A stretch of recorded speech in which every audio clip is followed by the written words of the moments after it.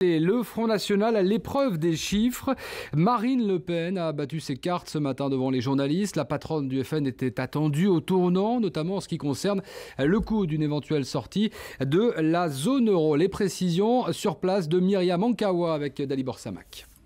Une longue séance de chiffrage du projet de Marine Le Pen avec un objectif, faire gagner à la candidate du Front National des points de crédibilité et notamment sur le volet économique de son programme. Elle a littéralement abreuvé les journalistes de chiffres. Chaque dépense, chaque recette ont été évaluées et présentées par les experts du Front National à grand renfort de diapositives. Alors sur le fond, la justice, la sécurité, la famille, les petites et moyennes entreprises et le pouvoir d'achat sont les 5 domaines sur lesquels Marine Le Pen veut dépenser plus. Elle trouve des économies, dit-elle, en luttant contre l'immigration, en luttant contre la fraude et toutes ses formes, ainsi qu'en sortant de l'euro.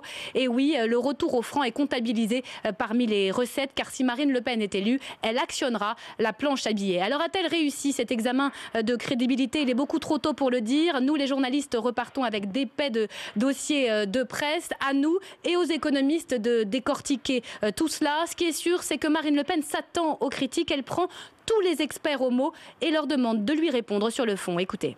Et pour ma part, voyez-vous, plutôt que de paroles ou d'incantations stériles, j'invite ces experts à nous démontrer scientifiquement que ce dispositif de désendettement n'est pas viable. Et au passage, si j'en ai le courage, d'expliquer scientifiquement comment celui qui est exprimé par M. Hollande, par M. Sarkozy ou par M. Bayrou est viable. Je pense que ça va être tout de même un exercice extrêmement intéressant.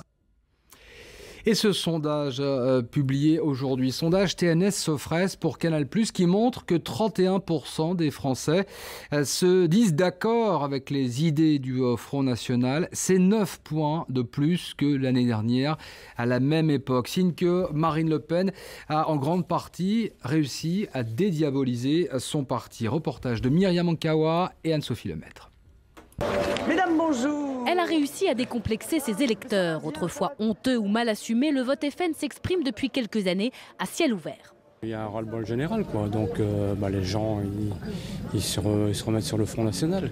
On voudrait quand même essayer que ça change parce que ça devient de plus en plus difficile. Alors qui sont ces hommes et ces femmes prêts à voter pour elle? On a aujourd'hui un tiers des ouvriers qui envisagent de voter pour Marine Le Pen au premier tour de la présidentielle.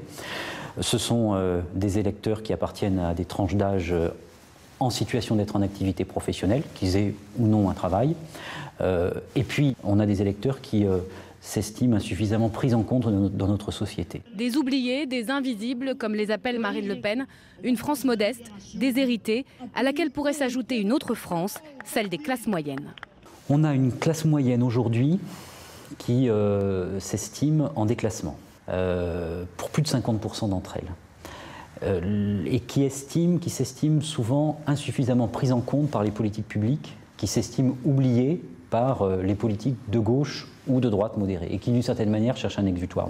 Aujourd'hui, 68% des sondés la jugent plus crédible que son père. Son électorat mord aussi bien sur l'UMP que le PS. Marine Le Pen, ou l'histoire d'un vote longtemps contestataire, transformé aujourd'hui en vote d'adhésion.